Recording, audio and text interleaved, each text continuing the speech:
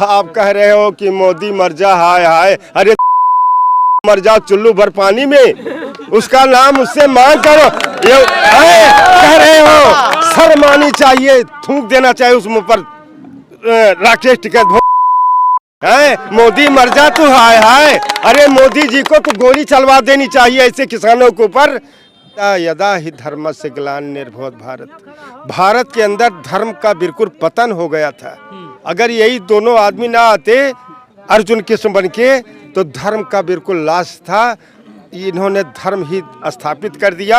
आज राम जन्मभूमि का 528 साल के बाद इन्होंने रिकॉर्ड तोड़ दिया। कश्मीर के अंदर बताइए प्रजातंत्र का कोई नामो निशान नहीं था। आज मोदी जी ने वहाँ 1000 विद्यालय चलवाए, प्रजातंत्र कायम करवाया।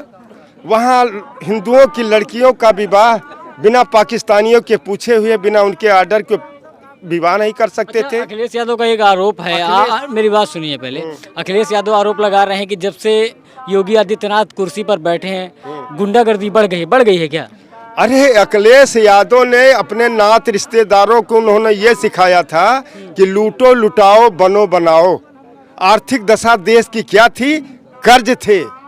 अरे ये बताइए, कागज हमार भर्ती मुख्यमंत्री मुलायम सिंह के समय में यादव की, कागज दूसरे की डिग्री MBBS की डिग्रियां बिकती थी, हक बिकते थे। लूटो लुटाओ और देश को खोखला कर दिया थे, ये कर्ज थे। आज विकास के गंगा सोचिए, कश्मीर के अंदर 900 मीटर मोदी जी ने सुरंग बनवा दी अपने सैनिकों के लिए। अगर इन लोगों ने आरक्षण के बारे में बात किया तो मोदी जी ने कहा कि आरक्षण समान हम कर देंगे, लेकिन हमारे हिंदू ही सैनिक बन के यहाँ बॉर्डर पर नहीं लड़ेंगे, सभी लोग लड़ें। तैसे उन लोगों का पतन हो गया। अगर यही NRC ये बाहर से लोग आना जाना बंद न कर दिए होते, कोरोना में हिंदुत्व समाप्त हो जाता। आज ये जितने भाई खड़े हुए हैं, कोरोना की बात कर दिया।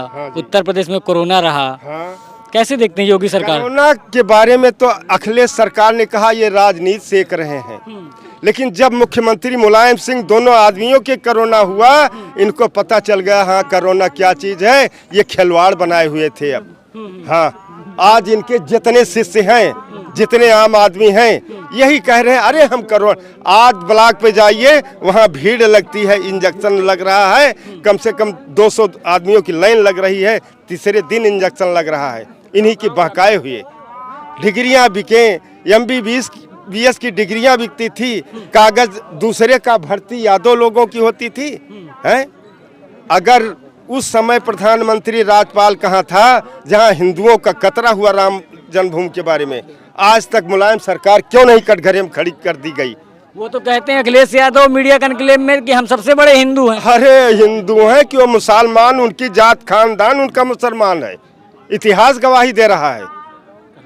हाँ, बीजेपी ये बात नहीं करती है, लेकिन कहती है सबका साथ सबका विकास है, लेकिन किसी का वो विपक्ष बात नहीं करते कि ऐसा कि अगर मोदी जी इस तरीके से न होते तो क्या ये पंजाब में जो हुआ हादसा कश्मीर में, अब तक तिरंगे झंडे के बारे में खालिस्तानियों ने जो देश का अपमान करके झंडा फहराया है, उसी में खून की नदियां बह जाती, गोली चल जाती, लेकिन उन्होंने अबजस नहीं लिया। सबका साथ सबका विकास कहने दो, मोदी जी का ये कहना है, कहने दो, कहने का हक है। इतना क्षमता किस मुख्यमंत्री, किस प्रधानमंत्री के अंदर है? आज तक कोई ऐसा प्रधानमंत्री, कोई मुख्यमंत्री न पैदा हुआ है और न पैदा होगा। यदि आप लोग गाँव के गाय के बारे में बात करते हो, जरा भाइयों खड़े हो, कितनी गायें योगी मोदी जी ने छोड़ दी है कि यह दशा हो जाती गांव के बारे में। आज गांव का स्तर सोचिए कि एक गरीब आदमी है, वो भी किसान ट्रैक्टर से खेती कर रहा है। अगर सोनौली मोहम्मदपुर के 7,000 वोटर हैं, कह दिया जाए कि 1,000 रुपये, 10,000 रुपये इनाम कर दिया जाए, एक बछड़े, एक गाय बचेंगे नहीं, उसी में कत्ल हो जाएगा बांधने में, हैं? तो सरकार की क्या दोष दिया? किसानों की बात छोड़ी है तो किसान दिल्ली में बैठे हुए हैं, यहाँ का किसान क्या सोचता है? किसान जो दिल्ली में बैठे हैं, जरा ये बताइए, जिसके हाथ में सब कुछ है और दे रहा है, उसका आप कह रहे हो कि मोदी मर जा, हाय हाय, मर जाओ चुल्लू भर पानी में, उसका नाम उससे मांग करो। ये कह रहे हो, शर्म आनी चाहिए, थूक देना चाहिए उस मुंह पर राकेश है। मोदी मर जा तू, हाय हाय। अरे मोदी जी को तो गोली चलवा देनी चाहिए ऐसे किसानों के ऊपर कि मर है। लेकिन उनका एक मुद्दा था, देश का अपमान हो और तिरंगे झंडे में खालिस्तानियों का झंडा लगे। इन से दिखाई नहीं पड़ता है। करोड़ों माताओं ने अपनी गोदी से लाल खो दिया उस तिरंगे के बारे में है। इन राकेश टिकैत भोज से पूछो, तुम्हारी माताएं दूसरी हैं, तुम्हारी भाई वो नहीं था, तुम्हारा बेटा वो नहीं था। असली किसान हम हैं जो बैठे हुए। असली नहीं, वो नकली है, कागज के पुतले दो, किसान नहीं है। बताइए उत्तर प्रदेश में चुनाव है, क्या कोई फर्क पड़ेगा क्या? उत्तर प्रदेश देखिए, सत्य सत्य होता है, असत्य असत्य होता है भाई साहब। कभी सत्य कटने वाला नहीं है। ये चोर हैं, चंडाल हैं, देश को लूटने वाले हैं, लुटेरे हैं, लूट के खोखला बना दिए थे, कर्ज था देश। आज जरा देखिए, हमारे यहाँ गांव से मालूम पड़ रहा है आसाम रोड बन गई है।